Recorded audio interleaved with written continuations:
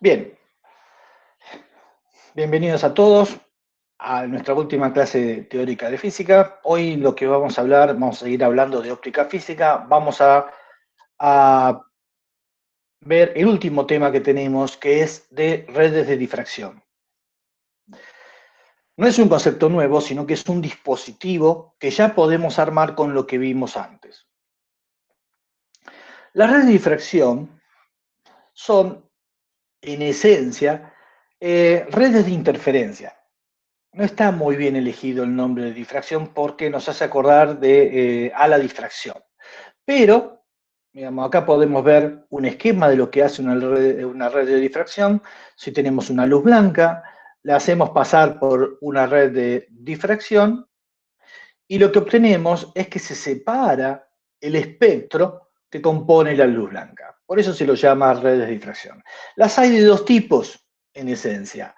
Por transmisión, como esta, en el cual la podemos pensar como un conjunto de rejillas, de ranuras, que dejan pasar la luz, algunas sí y otras no, de forma tal de que tengamos la interferencia de la luz, va a producir el fenómeno de apertura, ¿sí?, de separación del espectro, o la podemos ver por reflexión. Esas son las dos opciones que tenemos. En todas las casas seguro que hay algún disco compacto, CD de música o DVD de video, ¿sí?, o de almacenaje de datos. Los DVD y los CD son redes de difracción por reflexión. Si nosotros hacemos incidir luz sobre la superficie del DVD, lo que vamos a ver es que se reflejan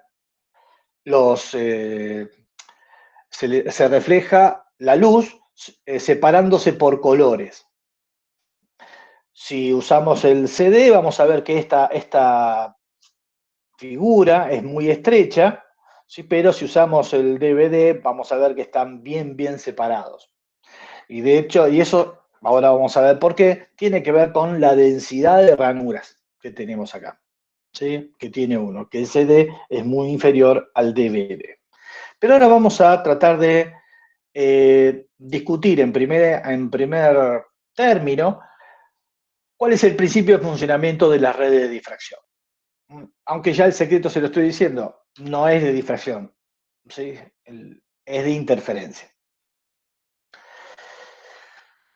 Supongamos que tenemos una máscara con muchos agujeritos, todos equispaciados a una distancia d. ¿Se acuerdan que nosotros vimos, cuando vimos interferencia con luz, que si teníamos, ¿sí?, el experimento Young, básicamente, ¿se acuerdan? Que teníamos una máscara con dos agujeritos separados a una distancia d y poníamos una pantalla lejos en el experimento Young. Y encontrábamos los puntos sobre la pantalla donde se hacían máximos. ¿Se acuerdan? Bien, esos puntos de la pantalla dependían de este ángulo, del ángulo que se formaba, ¿sí?, entre el eje óptico y los rayos que salían. Este ángulo tita que está acá, que tenía que ver con la diferencia de caminos entre estos dos rayos, estaba relacionado, y la distancia entre rendijas. Bien, ¿se acuerdan que habíamos visto que la posición de los máximos de interferencia, la posición angular, o sea, el ángulo en el cual yo obtenía en la pantalla un máximo de interferencia, era independiente si tenía 2, 3, 4, 5 rendijas? ¿Se acuerdan?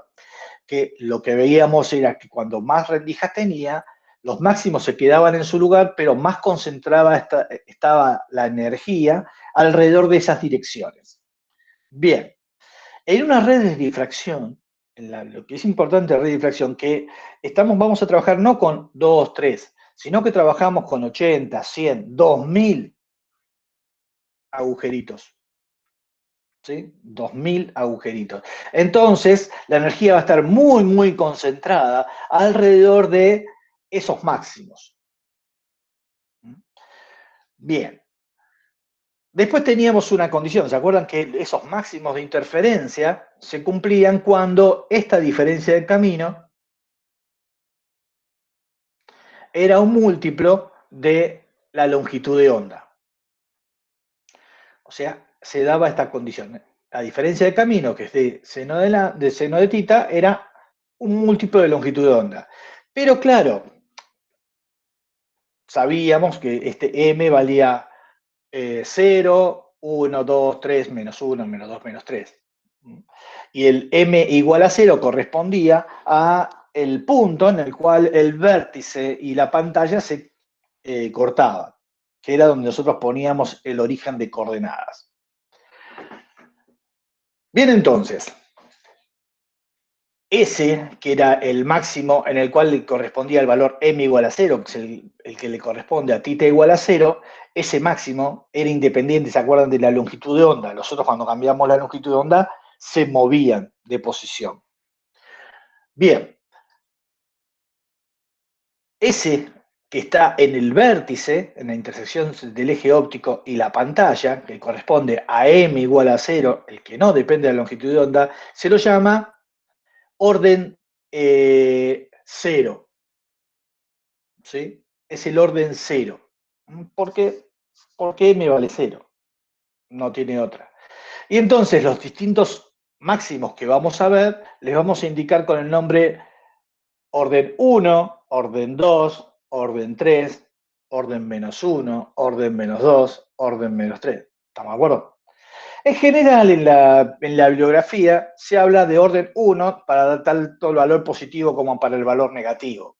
No hay un orden menos 1, directamente le ponen orden 1, orden 2, orden 3.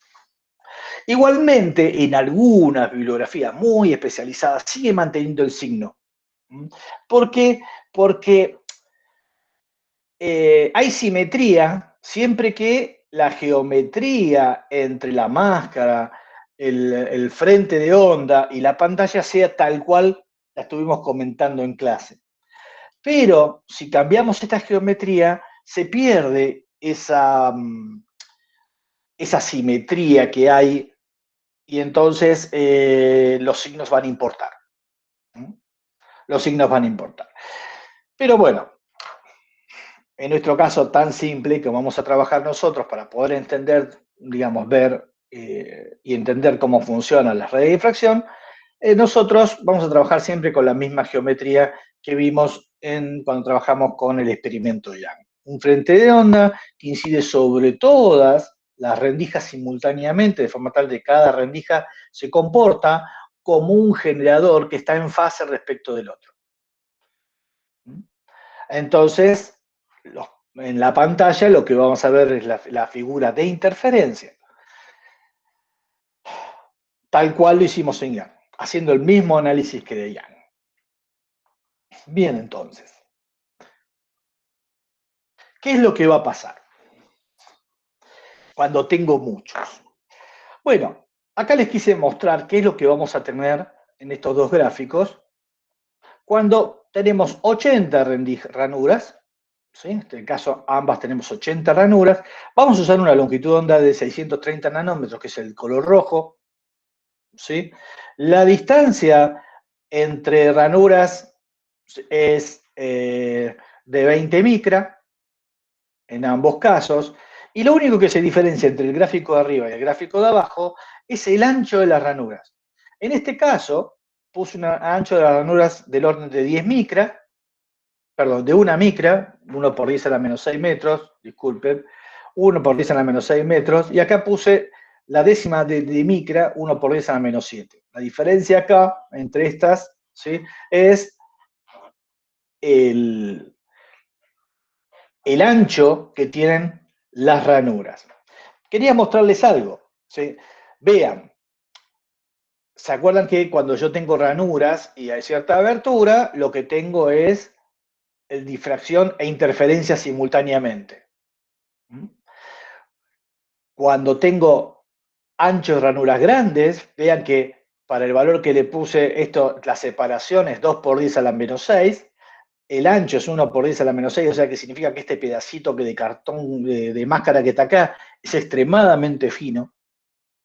Es extremadamente fino, es el valor límite. Acá vamos a tener el espectro, o sea, lo que vemos de interferencia modulada por la difracción. En este caso, en el cual esto ya empieza a ser importante, ¿sí? La separación entre agujeritos que es importante, que es lo que ocurre generalmente en una red de difracción. El ancho de la ranura va a ser más chiquito, ¿sí? Frente a la distancia, y lo que vamos a encontrar es que los ceros, ¿sí? De difracción están fuera del espacio real. Vean que estoy graficando acá en función del seno del ángulo, ¿sí? El seno del ángulo alcanza el valor 1, que es el valor extremo acá, cuando el ángulo es 90 grados. Y lo que estamos midiendo entonces es este ángulo hasta acá. 90 grados es este ángulo. Este es tita, 90 grados está así.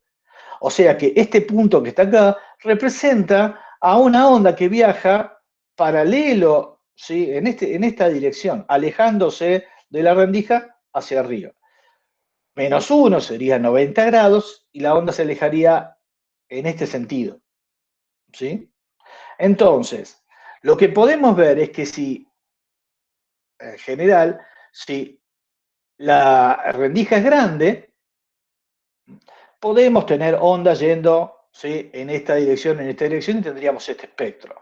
Pero cuando hablamos de red de difracción, siempre estamos trabajando en este tipo de esquema. Los ceros de la difracción están fuera del espacio real. ¿Está? De forma tal de que lo único que vamos a tener sobre la pantalla son el espectro de interferencia. Obviamente con una pequeña modulación por la difracción, pero no vamos a ver el fenómeno de difracción cada vez que estemos trabajando con redes de difracción. ¿Está? Ya sé por qué le pusieron ese nombre. Es un nombre histórico. Es un nombre histórico. Quizás porque una de las primeras personas que construyó la red de difracción fue Fraunhofer, cuando armó su primer espectrómetro. Uno de los espectrómetros. Su primer espectrómetro fue de prisma, uno de los espectrómetros.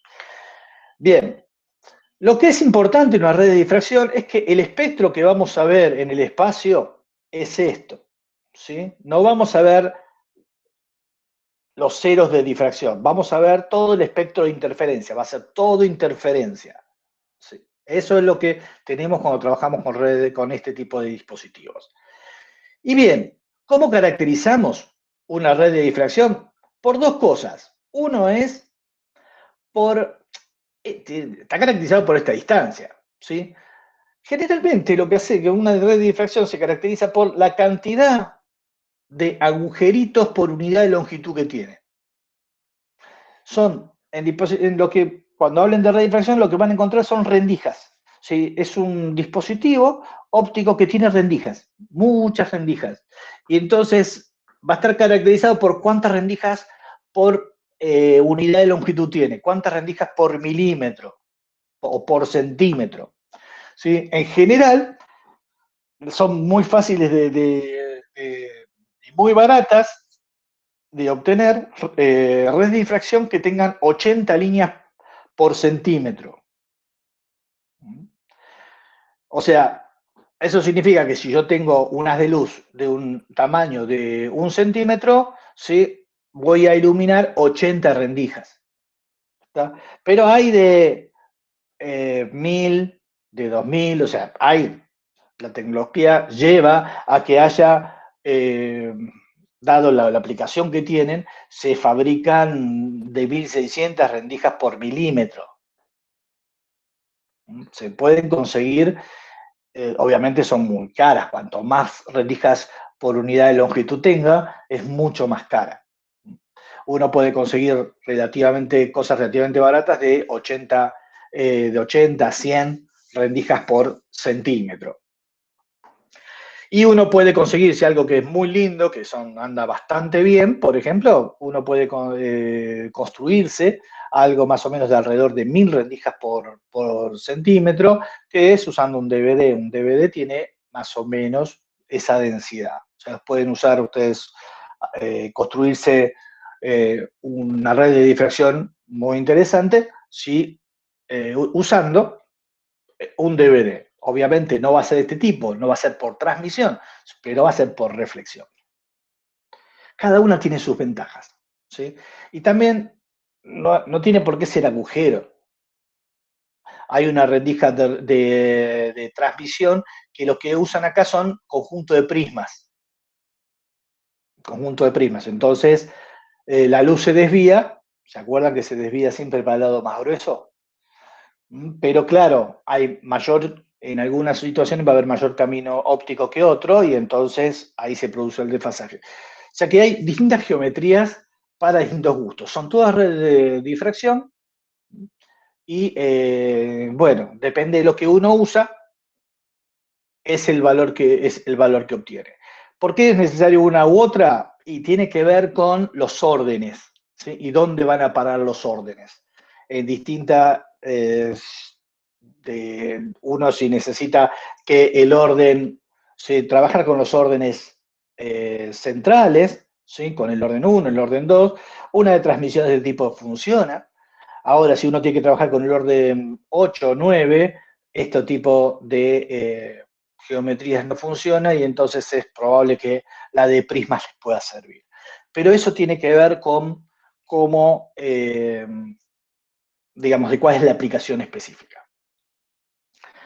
Bien.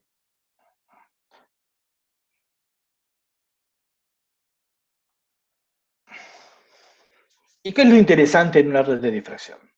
En una red de difracción, lo que interesa, ¿sí? Es que separa los colores. Separa, uno puede, usando la red de difracción, puede separar el espectro de la lámpara que se usa y puede saber de qué está compuesto. O descomponerla, simplemente descomponer la potencia óptica de la lámpara en todo su espectro. Y luego conocer qué tipo de material produce luz en la lámpara. A ver, por ejemplo, para que podamos ejemplificar un poquito, si yo acá hice un Excel y pude armar la superposición de eh, dos fuentes de luz, ¿sí? Una de 630 nanómetros que corresponde al color rojo y otra de 440 nanómetros que corresponde al color azul. Supuse que la distancia entre ranuras era esta, o sea, 2.4 micra. El ancho de las ranuras, ¿sí? Es 0,1 micra, 80 ranuras iluminadas. Y lo que, en función del ángulo, lo que obtengo, ¿sí? Es la señal de interferencia. Tengan en cuenta que la roja y la azul, las ondas individuales, no pueden interferir entre sí, porque tienen distinta frecuencia. ¿Se acuerdan que la velocidad de propagación es la longitud de onda por la frecuencia? Entonces, dos ondas de distinta frecuencia no pueden interferir entre sí, porque necesitamos que eran fuentes coherentes para que haya interferencia. Entonces, cada onda viaja como si fuese separado e interfiere con la que tiene la misma longitud de onda, o sea, la que tiene la misma frecuencia. Por lo tanto, cuando usemos colores distintos, en la pantalla vamos a ver los órdenes separados. En este caso, vemos el orden 0, que está acá. Vamos a iniciar para el rojo. Miremos primero el rojo, después miramos el azul. El rojo, acá está el orden 0, que está tapado con el azul.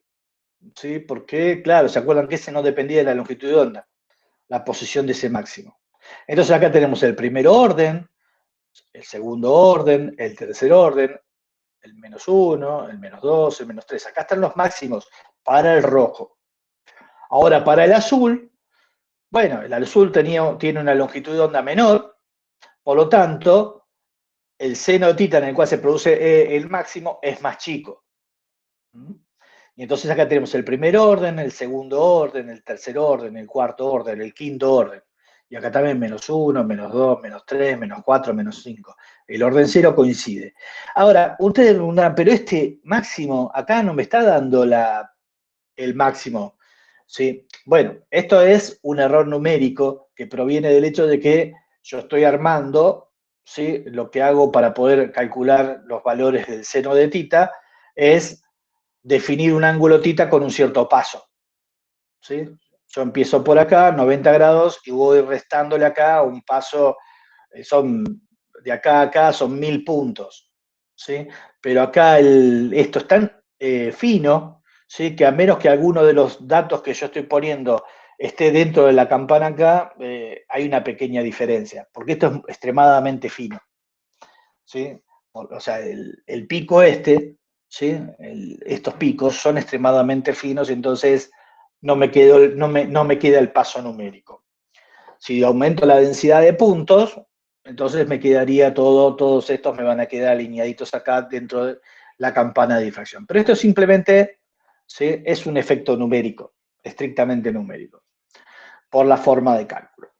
Bien, pero lo que es importante es que tenemos el orden 0, ¿sí? Que está en el vértice, y acá tenemos el orden 1, el orden 2, 3, 4. Toda la energía está distribuida en esas direcciones. En esas direcciones. Bien. De nuevo, el orden 1 cumple D por el seno de tita, que es lambda. El orden 2 va a ser D seno de tita 2 lambda. El orden J va a ser D seno de tita, que va a ser J lambda. ¿Sí? El orden M. Bien. Entonces, vamos un poquito más adelante. Ya vimos que dependía de la longitud de onda, ¿sí? Pero ahora, una de las aplicaciones usuales es tratar de ver, ¿sí? ¿Cómo lo podemos reconocer? ¿Cuánto se puede reconocer? Acá tenemos, a modo de ejemplo, ¿sí? Volví a usar el mismo programa que antes, pero vean que ahora usé dos longitudes de ondas, ¿sí? Muy próximas. Una de 630 nanómetros, corresponde a un rojo, y esta de 628 nanómetros, ¿sí? Que también es el rojo, ¿sí? 628 nanómetros es la longitud de onda de un láser de helio-neón, que emite 628 nanómetros. 630 nanómetros es un láser un diodo láser, un puntero láser. O sea que, más o menos para que tengan una idea de los órdenes de magnitud. Y lo que ven acá, ¿sí? Es lo que veríamos nosotros, ¿sí? Si usamos una red de difracción y excitamos solo 80 ranuras. ¿Sí? Solo 80 ranuras. ¿Qué vamos a ver? Y lo mismo que vemos cuando solamente son las 630. No, aparentemente no hay ninguna diferencia. Miren acá, ¿sí? Acá se ve algo, ¿sí? Se ve un poquito más gruesa esta, ¿sí? Se pide un poquito más gruesa, pero para todos los sentidos prácticos no hay forma de resolver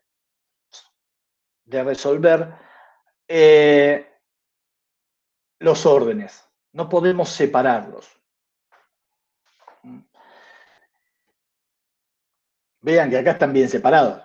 ¿Sí? Yo puedo saber que este es el orden 1 de un color y este es el orden 1 del otro color. ¿Ven que están separados? ¿Sí? Pero acá, ¿sí? Acá no puedo saber cuál es. Ni acá, ni acá. Y a veces eso es importante. Y ahora vamos a ver en un ratito por qué es importante. Denme unos minutitos. Bien. Para que para que uno pueda resolver dos líneas espectrales, dos líneas, ¿sí? De dos colores muy próximos entre sí, de dos longitudes de onda muy próximas entre sí, lo que tiene que ocurrir es lo que se le ocurrió a Rayleigh, ¿sí? Por eso se llama criterio de Rayleigh.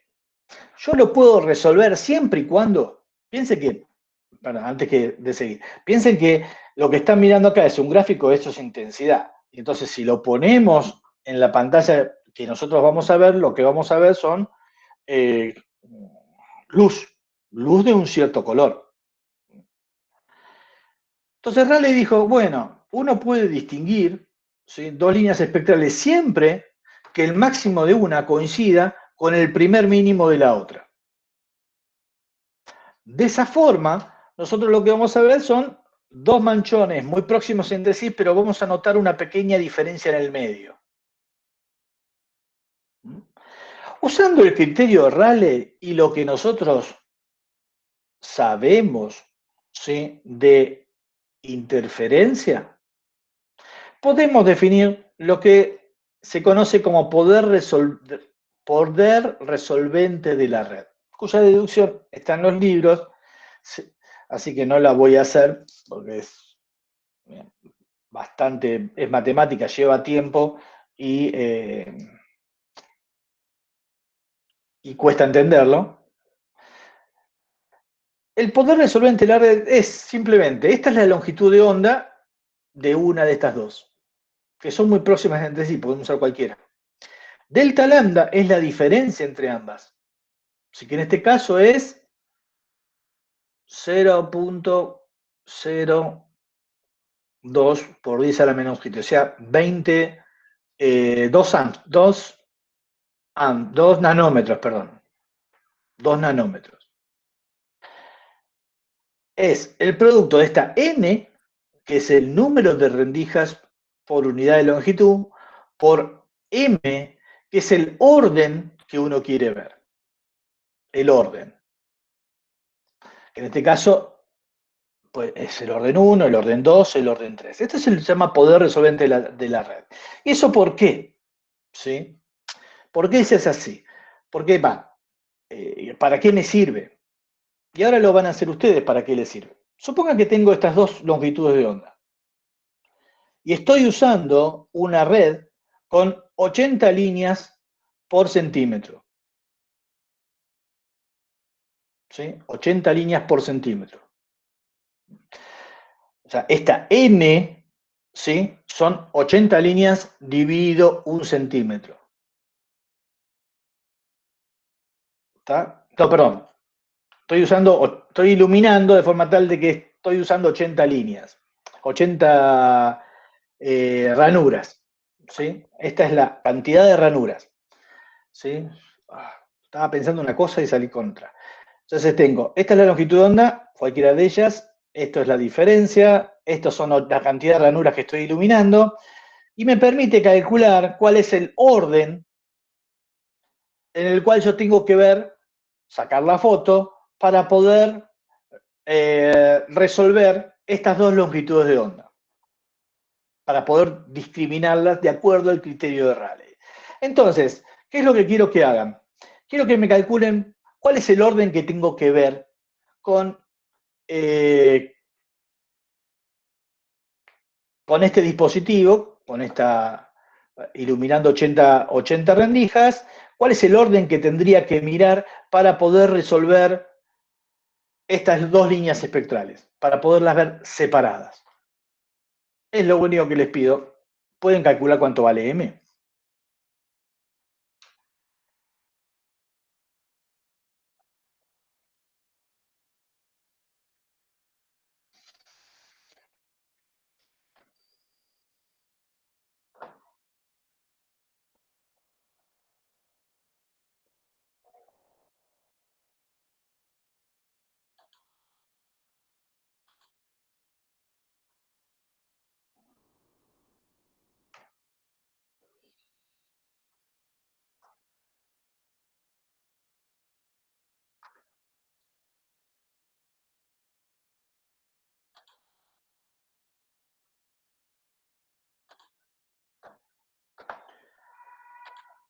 Orden 4.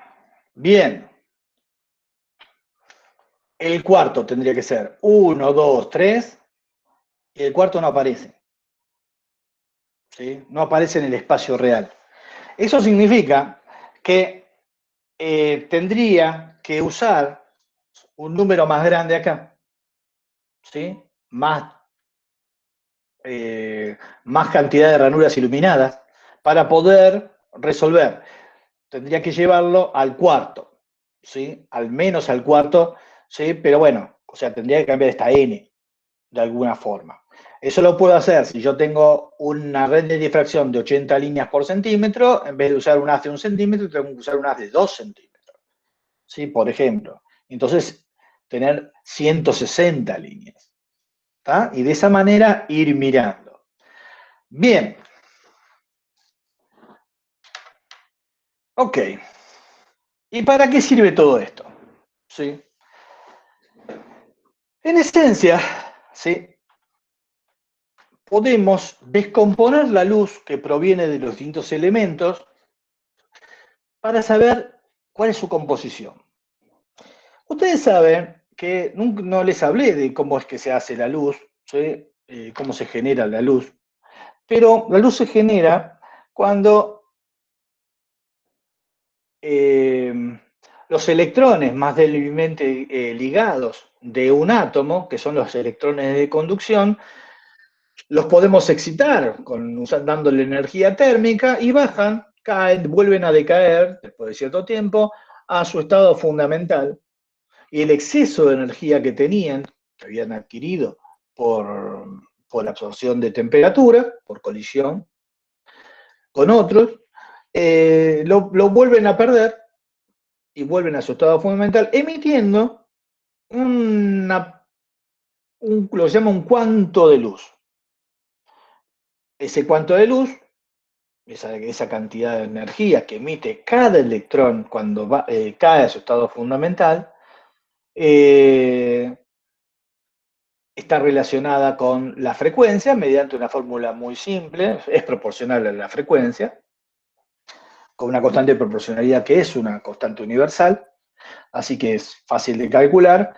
Entonces, para cada ancho que nosotros de energía que le podemos dar, porque el electrón está ligado y pasa a un estado desligado, así que la cantidad de energía que requiere siempre es más o menos la misma, y cuando cae, manda esa cantidad de energía que es muy característica.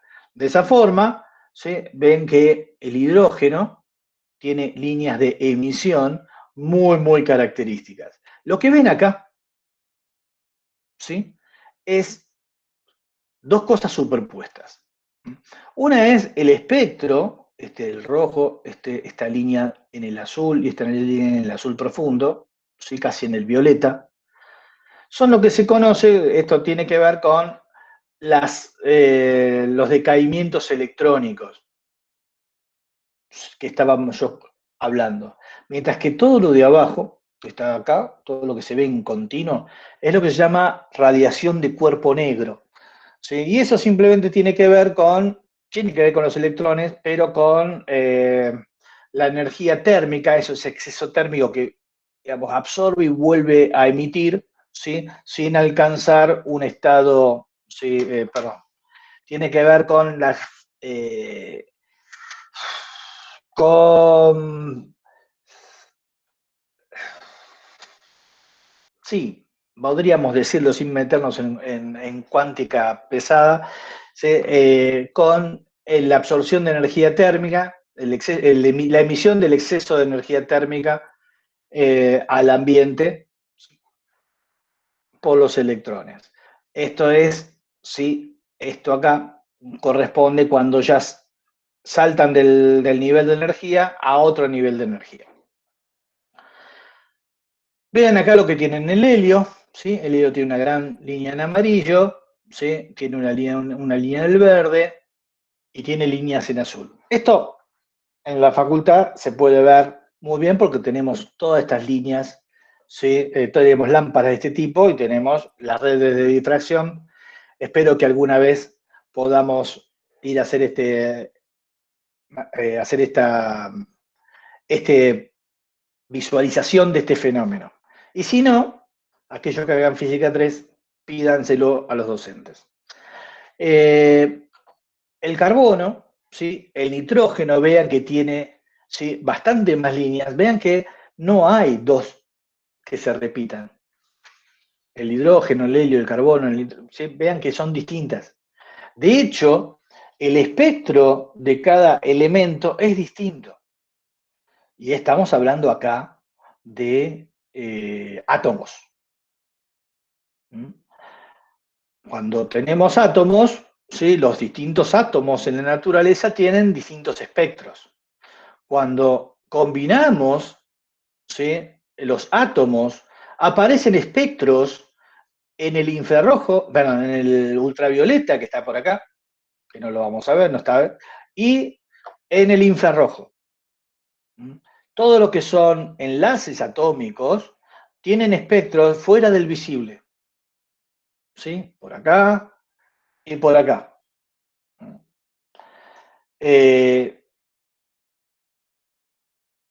Solamente, digamos, espectros así, de espectros de emisión. Bien. Entonces, vean que si nosotros tenemos un haz de luz, podemos, en esencia, ¿sí?, saber de qué está compuesto, qué lo produjo, qué material lo produjo. Y de esta forma pudimos darnos cuenta que la Luna está compuesto de sílice. Simplemente miramos la luz que proviene de la Luna y la descomponemos, y entonces podemos saber cuál es la composición de la Luna.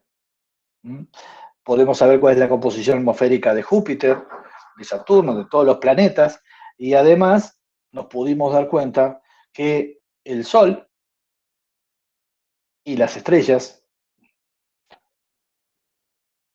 son lo mismo. Si nosotros miramos el Sol, ¿sí?, nosotros podemos ver en el Sol, se le ocurrió a Fraunhofer, ¿sí?, esto. No es que fue el primero en mirar el Sol y darse cuenta de que faltaban algunas líneas. Esas líneas se correspondían a los elementos que forman parte del Sol. Entonces pude encontrar que había oxígeno, ¿sí?, que había hidrógeno, bueno, en fin, todos los elementos, ¿sí?, del Sol. Y que mirando las otras estrellas vieron exactamente el mismo espectro. No hay ni mayor diferencia. O sea, las estrellas y el Sol tienen la misma física. Bien. Cuando nosotros usamos la red de difracción, nosotros vamos a ver, les decía, dos tipos de espectros. Un continuo, esto es típico de lo que se llama cuerpo negro, radiación de cuerpo negro. Un espectro de emisión de tipo línea, que tiene que ver con la emisión de luz por los electrones más débilmente ligados, y por un espectro de absorción, que es, bueno, cuando yo mando luz en forma continua a un cuerpo, ese cuerpo absorbe la luz a través de los átomos que la conforman. Y entonces la luz reflejada por ese cuerpo va a emitir la línea continua, salvo donde se absorbió. Entonces, ¿qué es la forma que nosotros miramos, reconocemos reconocemos la composición de la atmósfera de un planeta? Lo que hacemos es miramos el espectro de la luz reflejada. El Sol emite esencialmente un espectro continuo. Entonces, cuando pegan la Luna, la luz de la Luna llega a nuestro planeta, lo que vamos a ver es que le faltan, ¿sí? Hay lugares donde el espectro ha sido absorbido, hay líneas que faltan. Bueno, eso es debido al material en el cual está compuesta, por ejemplo, la Luna, ¿sí? O sea, lo que es importante es que cada elemento químico tiene su huella digital. Tiene su huella digital y de esta forma nosotros podemos saber con qué se componen. Pero claro, para poder hacer esto, ¿sí?, necesitamos reconocer entre los distintos elementos, porque a ver, un material no está compuesto de un solo tipo de átomo. En general, un material natural tiene muchas composiciones, o sea, tiene muchos elementos que la forman. Y además esos elementos están enlazados entre sí. Entonces, lo que van a ver es una mezcla de espectros de distintos compuestos, y uno tiene que poder resolverlos. ¿Está? Uno tiene que poder decir, bueno, ok, si yo te vean, piensen que si tienen este con este mezclado, carbono con nitrógeno mezclado, vean que ya se hace difícil. ¿Sí? Imagínenselo, estas dos líneas todas juntitas, ¿sí? Y tratar de decir de qué se trata. No es fácil. Pero aún así, el ser humano se lo ha ingeniado porque como conocemos las longitudes de onda que le corresponden, o sea, las frecuencias, perdón, vamos a ver, las frecuencias que le corresponden a cada elemento, uno puede, mediante un método comparativo, ¿sí? Hacer lo que se llama la espectroscopía y de esa manera obtener cuál es la composición. Pero claro, para eso necesita resolver muy bien lo mejor posible en realidad los espectros. O sea, y por eso se desarrollan cada vez más redes de difracción más potentes, ¿no? Con mayor número de líneas por milímetro. Y por eso a veces trabajamos en distintos órdenes, para poder separar los distintos colores sin concentrarnos en lo que pasa en una región y resolver bien en una región dada. Bien,